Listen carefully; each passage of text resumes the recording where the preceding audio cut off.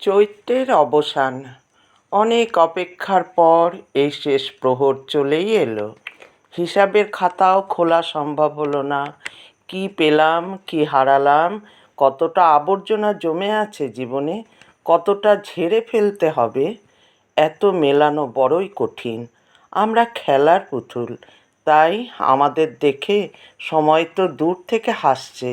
সময়ের যা ইচ্ছা তাই করে। চৈত্রের কালবৈশাখীর হাওয়ায় কত কিছু বদলে গেল। বসন্তের কোকিল কুহু কুহু করে দূরে কাঁদছে। ঝোড়ো হাওয়া এক নিমেষে লণ্ডভণ্ড করে গেল।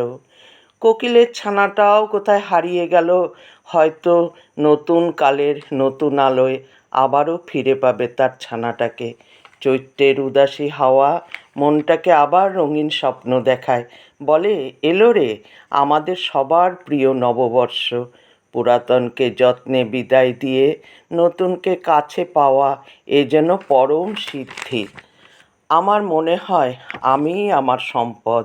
তার চেয়ে বড় সম্পদ আমার বাবা মা, যারা এই পৃথিবীর আলো দেখিয়েছে, সব কিছু জানতে সাহায্য করেছে।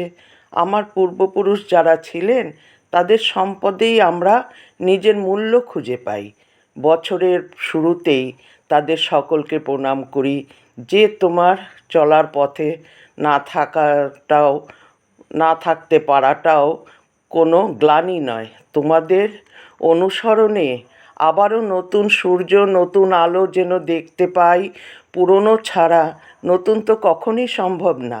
নতুনকে সসম্মানে আগমন জানাই। এবছর যেন শান্তির পরশ পায় সবাই। ভোরের স্নিগ্ধতায় ভরা সকাল। শুভ দিন।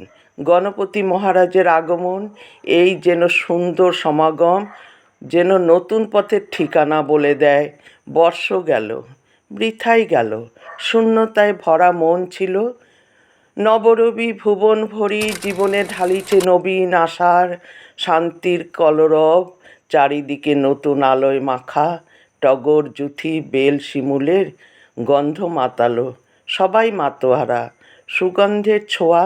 এলো রে নববর্ষ, সবুজে আলোর শাখা। লেখা ও কথায় পূর্ণিমা দত্ত।